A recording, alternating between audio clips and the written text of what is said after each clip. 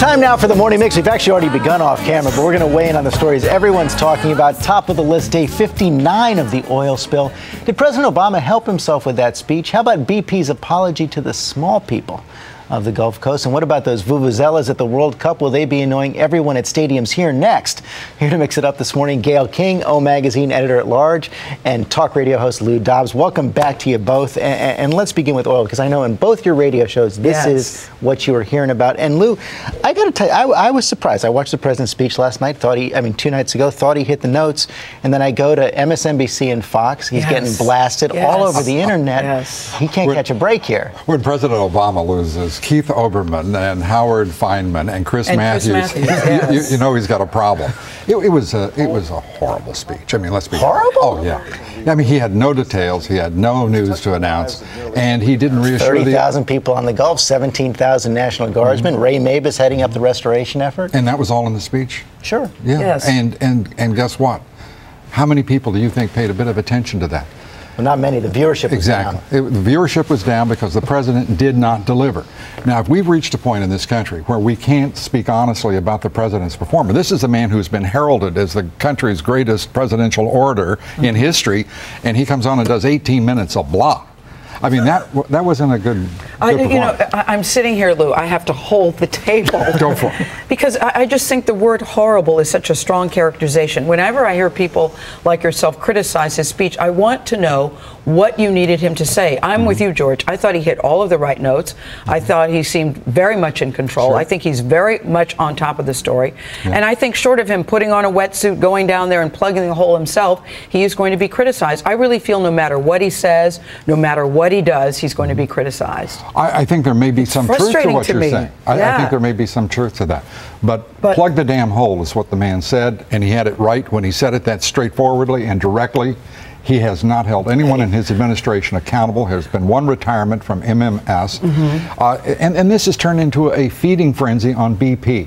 They made a horrible mistake. They continue to manage themselves and present themselves horribly. You say present themselves. Let's show everybody yesterday, the Swedish chairman, Carl-Henrik Svanberg, you know, they agreed to the $20 billion fund, another $100 million and that's being totally overlooked, George. No one's paying any attention to that.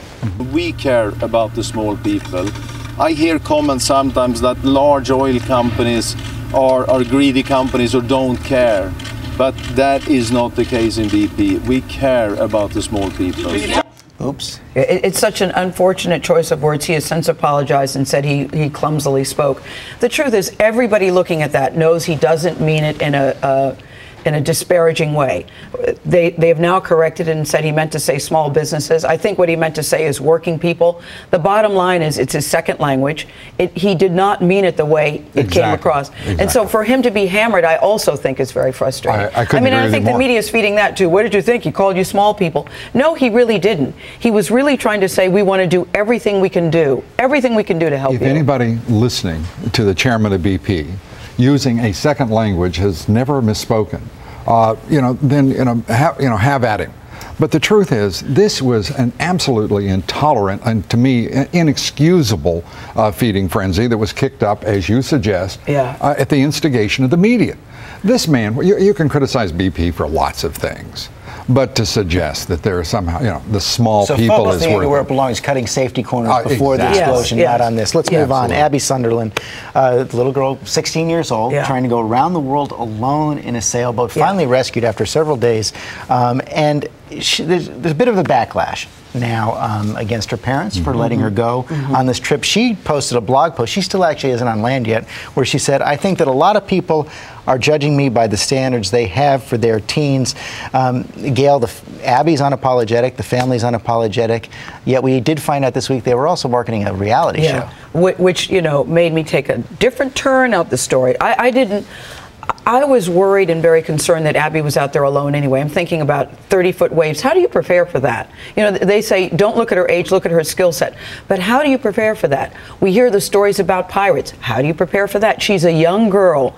Now, I know that she's very qualified, but I also question what the parents are thinking. And the more I think we're going to hear more about this family, too, that is going to make us take a second look. I hope it's not a balloon boy thing. Well, it sort of feels very balloonish, doesn't it? Let me just say. It feels balloonish. Judging this young lady and her family, the way the media has, I think is absolutely unfair. Is unfair? Unfair. Her 17-year-old brother circumnavigated the globe alone. Yeah. She was in the middle of the Indian Ocean when she was hit by an incredible storm. And she there survived. aren't many sailors survived. in the world who've got the guts, let alone the skills to be there. Give her credit. Give her family credit. They've raised. She's got 7 siblings, one on the way. Yes.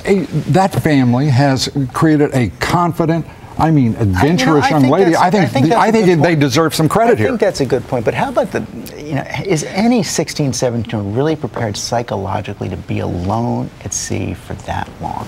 Oh my God, she was out there in the middle of the Indian Ocean successfully sailing that boat. I mean, give her credit, and I don't understand I do give her credit for that, Lou, but I also think as a parent, isn't it part of our responsibility to try to keep our children out of harm's way? I know she's very adventurous. I know she's well trained, but I think sometimes we have to say, this is not the right thing for you to do at this time. I think she's proven us wrong because she survived. I think as parents, our responsibility is to understand the differences in each of our children and to give them roots, give them wings, and let them fulfill whatever their potential is.